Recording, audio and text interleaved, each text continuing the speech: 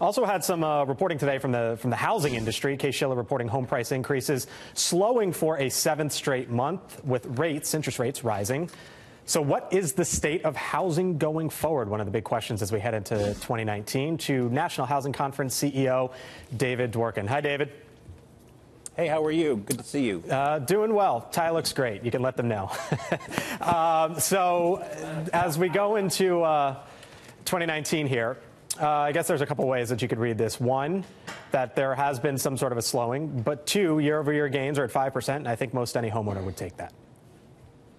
Absolutely. We have to look at this in perspective, and overall, the housing markets have done well, and markets go up and down, and they're going to slow.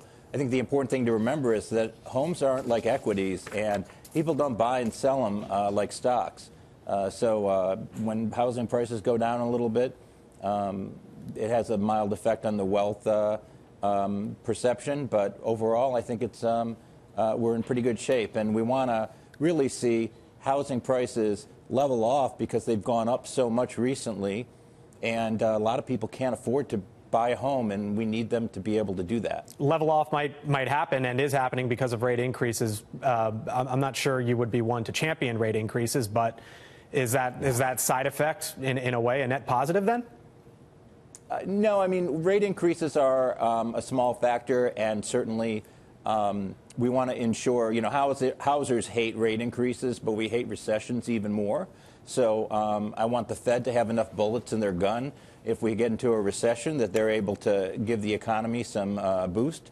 But much more important, I think, is the fact that we're just not building enough affordable homes. Right. So even though we have the best job market for millennials ever, certainly in my lifetime, we've got 1 in 6 people aged 25 to 35 living at home with their parents, and I suspect they're not real happy about that, and the parents probably aren't either. It seems like you got the tale of two coasts going on right now, because if you look at housing price increases on the West Coast, Seattle, Phoenix, San Francisco, all above 7%. Las Vegas is near 13% year over year. But when you come over here to the East Coast, Washington is just under 3%, New York at about 3%, Miami and Boston hovering at around 5%. What's going on that it seems like you kind of got two different stories on two different coasts right now?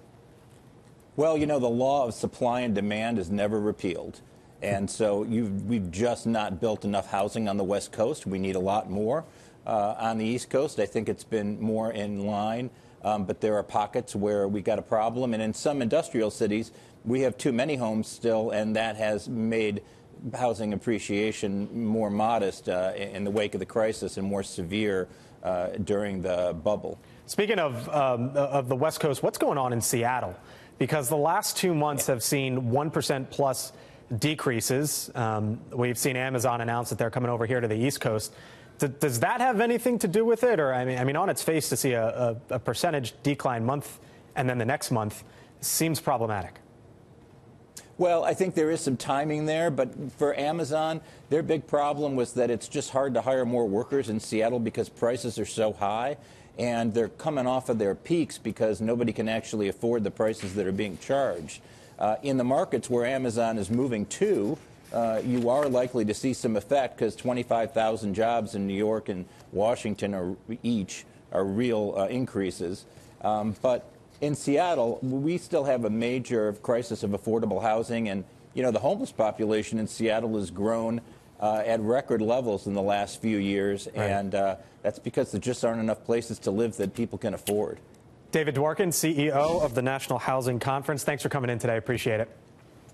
Thanks for having me. Merry Christmas. Merry Christmas to you.